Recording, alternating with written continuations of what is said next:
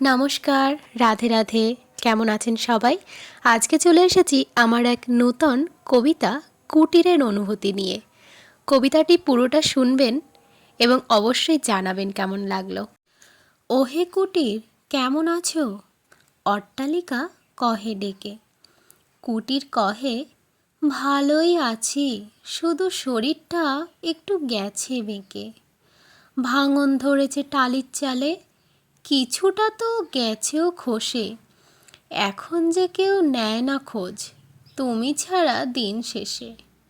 ব্যবহার শেষে ঠেলে দেয় দূরে, মানুষ খুবই স্বার্থপর।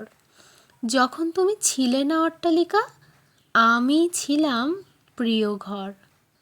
প্রথম প্রথম যত্ন পেতাম, খুব করা হতো তদারকি।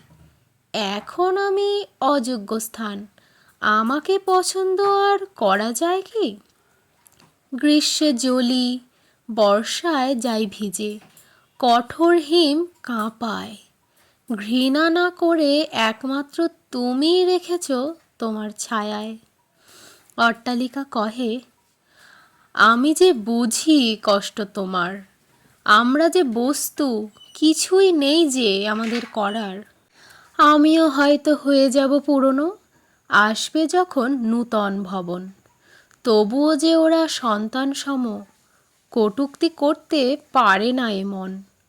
যতদিন আছি দেব না হতে কোনো ক্ষতি, করে যাব রক্ষা। হোক ওরা স্বার্থপর, আমরা নই, তোমার থেকে পেয়েছি এ শিক্ষা। অট্টালিকা তুমি আমার সুখ দুঃখের সঙ্গী, কুটির কহে হেসে। আয়ু হোক তোমার চিরন্তন, প্রার্থনা করি সবশেষে। ওদেরও যে থাকতে পারে অনুভূতি, মানব সমাজ ভাবে না কখনো। সকলের মতো একটু যত্ন চায়, মানবের ওই পুরনো কুটিরও। কুটিরের এই অনুভূতির কথা শুনে আপনাদের কেমন লাগলো আমাকে কমেন্ট করে অবশ্যই জানাবেন। আজ এই পর্যন্তই, দেখা হবে নতুন কোনো ভিডিওতে। রাধে রাধে।